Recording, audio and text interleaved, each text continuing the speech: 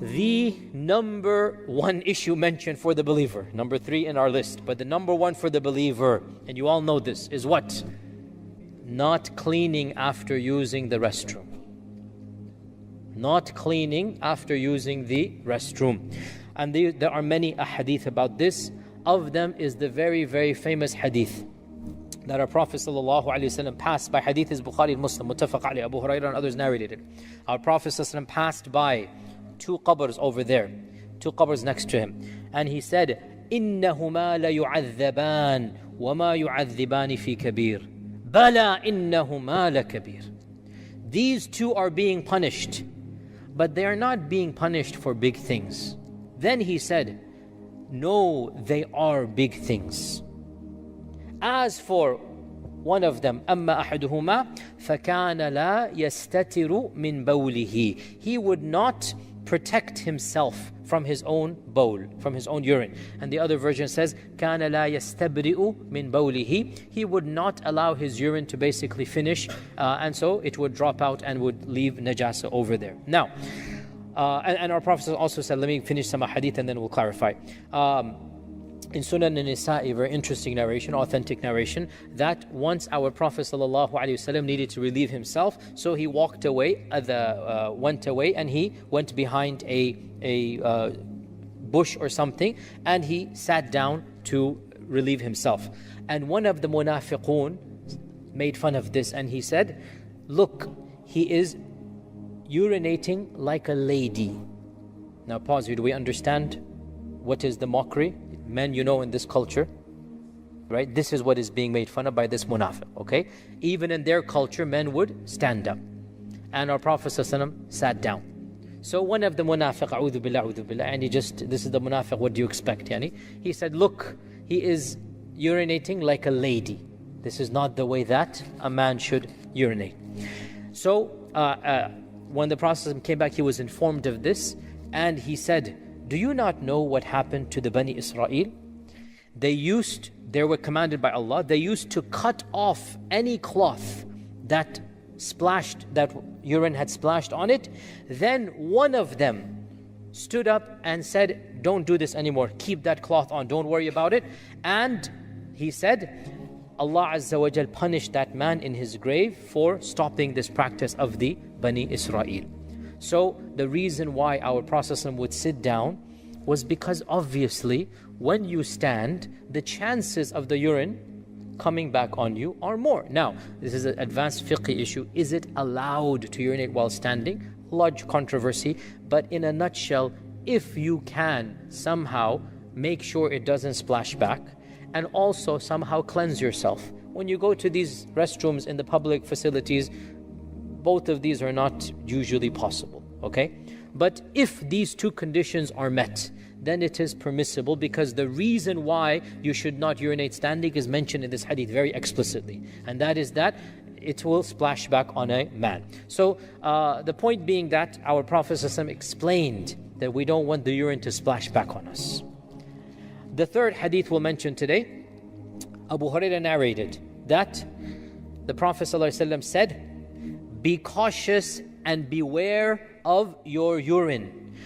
لأن عامة عذاب القبر من البول.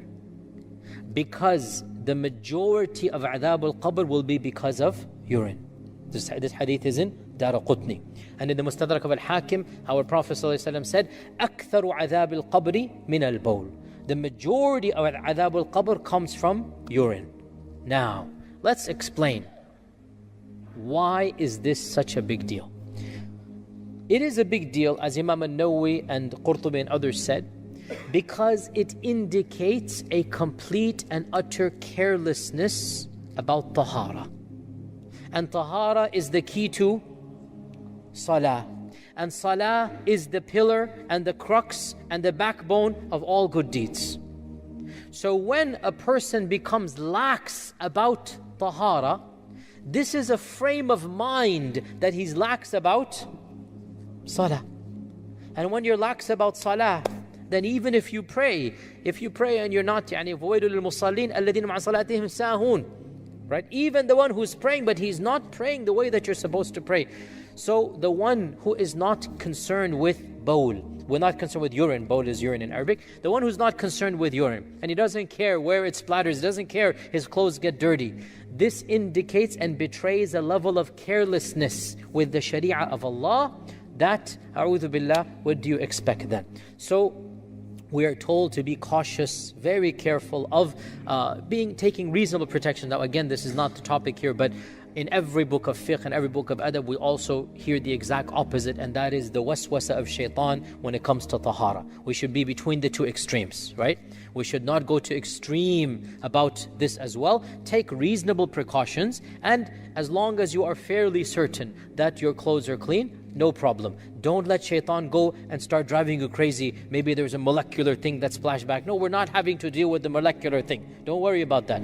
You took reasonable precautions and you leave the rest. Don't let shaitan destroy your act of worship. The point being that our Prophet ﷺ said, now back to the hadith, they are being punished for something that is not big. No, they are big. How do we understand this hadith? Right? He said, إِنَّهُمَا لَيُعَذِّبَانِ وَمَا يُعَذِّبَانِ فِي كَبِيرٍ بَلَا إِنَّهُمَا لَكَبِيرٌ. Is this a contradiction? No. Our scholars have said, theoretically, technically, these are not major sins. They are not major sins in and of themselves, but they lead to major sins. Okay? In and of themselves, if you're careless with urine, in and of itself it's not a major sin, but if you become careless with salah, that is a major sin. Another interpretation, and they're all valid interpretations in this regard, they're being punished for things that are not trivial. They're not big, rather they are big, meaning they're being punished for things that if they just took a little bit of precaution, they could have avoided them, but they didn't avoid them.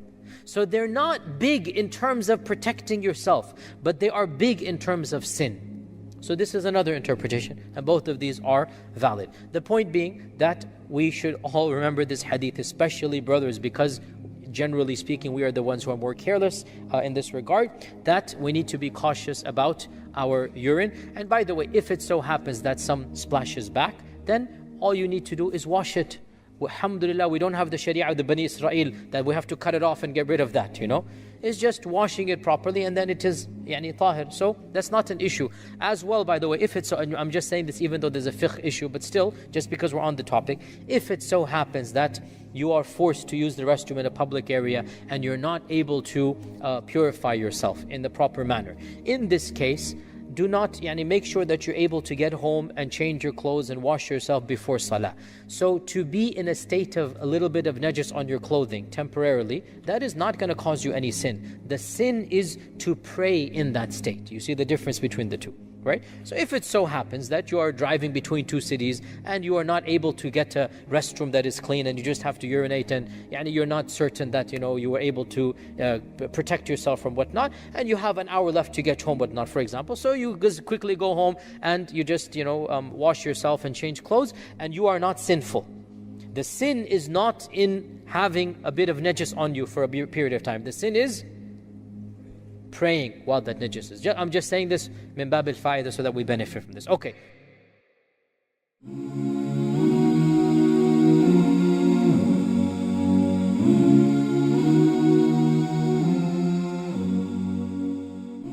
Are you tired of all these annoying ads on YouTube? Are you worried that a haram video might pop up?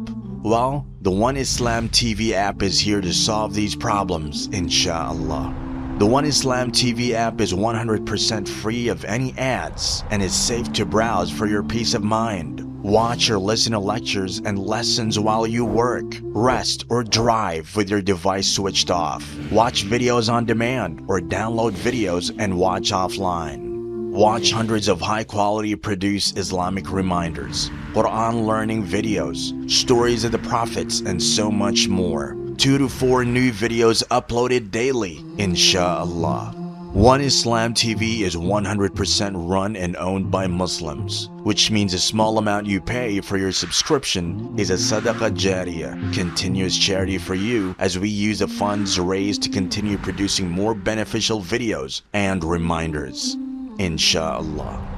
The One Islam TV app is now available on Apple devices, Apple TV, Android devices, Android TV, Amazon Fire TV, and Roku, so you can watch on most devices and smart TVs. Download now for a free 7-day trial. May Allah reward you for supporting our work.